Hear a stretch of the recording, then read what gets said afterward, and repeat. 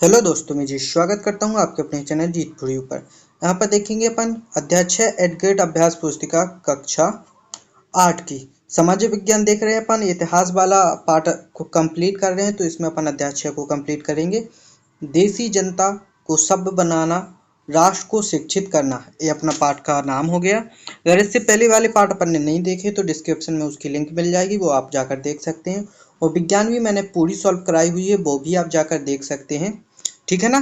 तो दोनों subject complete कराता चल रहा हूँ मैं धीरे धीरे। इसमें अपना पहला क्वेश्चन क्या है, एशियाटिक सोसाइटी ऑफ बंगाल का गठन किया था, किसने किया था? विलियम जोन्स ने। ठीक है ना। अगर आप इसकी पीडीएफ फाइल चाहते हैं तो आपको क्या करना है, मेरे टेलीग्राम चैनल को ज्वाइन कर लेना है। टेलीग्राम चैनल का नाम है जीत फॉर यू, वहाँ पर आपको पीडीएफ फाइल मिल जाएगी। ठीक है ना। तो इसको ज्वाइन कर लेना। ओके, आगे चलिए। प्राच्यवादी किन्हें कहा जाता था? एशिया की भाषा और संस्कृति का ज्ञान रखने वाले लोग को। तो यहाँ पर अपन लिख भी देंगे। ठीक है ना। क्या लिख देंगे? एशिया की भाषा और संस्कृति का ज्ञान रखने वाले लोग। ओके, आगे चलिए। 1835 का शिक्षा अधिनियम आधारित था थॉमस बेबिंगटन मैकाले के विवरण के आधार पर। ठीक है ना। यहीं पर अपन लिख भी देंगे तो अपना आंसर कंप्लीट हो जाएगा। सृजनात्मक शिक्षा को केवल प्राकृतिक परिवेश में ही प्रोत्साहित किया जा सकता, उपरोक्त विचार था किसका? रविन्द्रनाथ टैगोर का। ठीक है ना। आगे चले। यहाँ से अपना अगला प्रश्न स्टार्ट होता है, वर्नाकुलर से क्या आशय? वर्नाकुलर शब्द आमतौर पर मानक भाषा से अलग किसी स्थानीय भाषा या बोली के लिए इस्तेमाल किया जाता है। ठीक है ना। ओके, अगर किसी भी क्वेश्चन में कोई भी डाउट आता है तो कमेंट करके पूछ सकते हैं। अंग्रेजों का संस्कृति मिशन क्या था? वे मानते थे कि उन्हें देसी समाज को सभ्य बनाना है और उनके रीति रिवाजों और मूल मान्यताओं को बदलना है। ठीक है ना। ये अंग्रेजों का सांस्कृतिक मिशन था। आगे, शिक्षा के संबंध में अरविंदो घोष के क्या विचार थे? शिक्षा के संबंध में अरविंद घोष के विचार हैं कि शिक्षा को मातृभाषा में होना चाहिए ताकि यह अधिक से अधिक लोगों तक पहुंच सके। सही बात है, क्योंकि बहुत सारी चीज़ें अपन को दूसरी लैंग्वेज में समझ में नहीं आती हैं जो अपनी मातृभाषा में नहीं होती हैं। आगे चलिए। अंग्रेजी भाषा सीखने की ज़रूरत पर मैकाले ने जोर क्यों दिया? देखिए, मैकाले ने विवरण के आधार पर 1835 में अंग्रेजों का शिक्षा अधिनियम पारित किया गया था। ठीक है ना। ये फैसला लिया गया कि अंग्रेजों को उच्च शिक्षा के माध्यम बनाया जाए और कलकत्ता मदरसे तथा बनारस संस्कृत कॉलेज जैसी प्राच्यवादी संस्थाओं को प्रोत्साहन ना दिया जाए। ठीक है ना। आगे चलिए। अगला प्रश्न क्या कहता है अपना,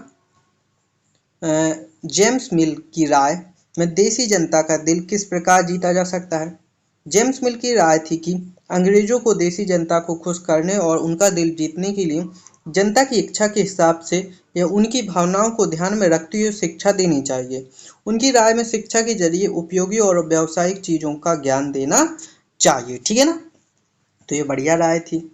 आगे चलेंगे अपन। अगला प्रश्न क्या कहता है अपना, चार्ल्स वुड के वुड्स इस नीति पत्र में क्या संदेश लिखा था? तो इसमें भारत में लागू की जाने वाली शिक्षा नीति की रूपरेखा स्पष्ट करते हुए एक बार फिर दोहराया गया कि प्राच्यवादी ज्ञान के स्थान पर यूरोपीय शिक्षा को अपनाने से कितने व्यवहारिक लाभ प्राप्त होंगे। ठीक है ना। आगे चलें। अगला प्रश्न है अपना, 1830 के दशक में एडम के अनुसार बंगाल और बिहार पाठशालाएं कैसी थीं? तो अपन देखेंगे कैसी थीं। 1830 के दशक में स्कॉटलैंड में से आए ईसाई प्रचारक विलियम एडम ने बंगाल और बिहार के स्कूलों का दौरा किया। कंपनी ने उन्हें देसी स्कूलों की शिक्षा की प्रगति और रिपोर्ट तैयार करने का जिम्मा सौंपा था। एडम ने पाया कि बंगाल और बिहार के में 1 लाख से ज़्यादा पाठशालाएं हैं। ये बहुत छोटे छोटे केंद्र थे जिनमें आम तौर पर 20 से ज़्यादा विद्यार्थी नहीं होते थे। ओके, आगे चले। अगला प्रश्न है, 1854 के बाद कंपनी ने देसी शिक्षा व्यवस्था में सुधार हेतु क्या कदम उठाए? तो 1854 के बाद कंपनी ने देसी शिक्षा व्यवस्था में सुधार लाने का फैसला लिया। कंपनी का मानना था कि इसके लिए मौजूदा व्यवस्था के भीतर ही बदलाव किए जा सकते हैं। कंपनी एक नई दिनचर्या, नए नियमों और नियमित निरीक्षणों के जरिए पाठशालाओं को और व्यवस्थित करना चाहती थी। ठीक है ना। आगे चले। महात्मा गांधी औपनिवेशिक शिक्षा के पक्ष में क्यों नहीं थे? तो देखिए, महात्मा गांधी का कहना था कि औपनिवेशिक शिक्षा ने भारतीयों के मस्तिष्क में हीनता का बोध पैदा कर दिया है। इसके साथ ही इसके प्रभाव से आकर यहाँ के लोग पश्चिमी सभ्यता व श्रेष्ठता मानने लगे हैं और अपनी संस्कृति के प्रति उनका गौरव भाव नष्ट हो गया है। महात्मा गांधी जी ने कहा है कि इस शिक्षा से विष भरा है। तो देखिए, सही कहा था महात्मा गांधी ने। अब पश्चिमी शिक्षा इतनी फैल गई है कि मतलब समझो, आप तो समझ ही सकते हो। शांति निकेतन की स्थापना किसने और क्यों की थी?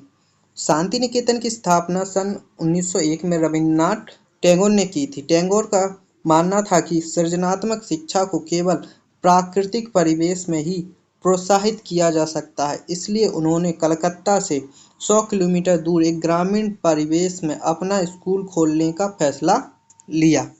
ओके, तो यहाँ पर अपन ने इस पार्ट को पूरा देख लिया है। अब क्या करना है, आपको इस वीडियो को अपने दोस्तों के साथ शेयर करना है, वीडियो को लाइक करना है और चैनल को सब्सक्राइब करना है। मिलते हैं ऐसी ही अगली वीडियो के साथ, तब तक के लिए धन्यवाद।